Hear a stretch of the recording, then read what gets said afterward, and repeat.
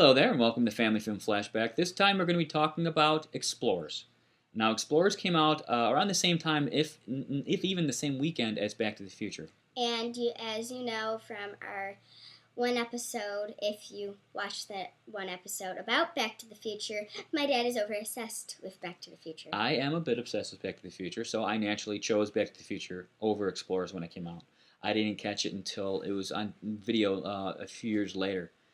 Which I think is when a lot of people saw it. Back to the Future definitely overshadowed it when it came out. So as far as science fiction movies were concerned, so I think it didn't really get a lot of legs until a couple years down the line. Explorers, in a nutshell, is about three young kids, early teenagers, who discover a way that they can create a spaceship. A spaceship, basically. River Phoenix, a very young River Phoenix, creates this technology that can create like a bubble. And they use that technology to make a spaceship. Ethan Hawke is also one of the other kids, also very young. Now, for kids, not going to mean anything to either one of them. I don't know who those people No, you are. won't. No, you won't. Except I've watched Explorers. So. Right. So now, Kendall, what did you think about the movie? It's a very good movie. I think it's a very family movie. Mm-hmm. And they make a spaceship and they just go to space. And the Now, you don't one want, kid you don't want to give too much away. Like he's been doing research about space. He loves space, and then the other one just loves technology, and they got along very well. Oh yeah. And then they have a third companion who's a kind of a trouble kid in the neighborhood. Who ends up calling on with them, a kind of a friend.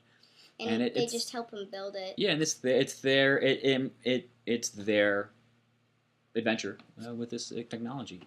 So you enjoyed it though? Yes. Now the movie at one point, without giving anything away, takes a bit of a turn. The movie, for the most part, builds up about them creating this technology, using it, exploring, if you will, and then it kind of takes a bit of a turn towards the end. The third act of the movie is a little bit of a change of pace for the movie. Without saying exactly what it is, was that okay with you? I think it was cool how they used it. Okay. But yeah, and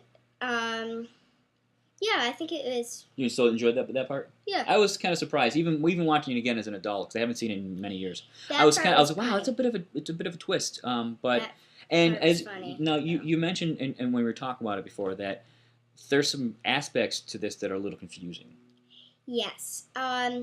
They both all of them have dreams, and they kind of relate to something. Yeah, what's going on in the movie, which is a little weird. And it never really gets explains, but towards the end of the movie, it explains it a little more, and it just has to do with the adventure in space. Yeah, I can see that it's definitely confusing. Even as an adult, you kind of understand that's kind of metaphoric, maybe not. But as a kid, I can see that being definitely more confusing. Yes, okay. And yes, it is a very good movie, and it's funny, and the part that it takes a turn. Yeah.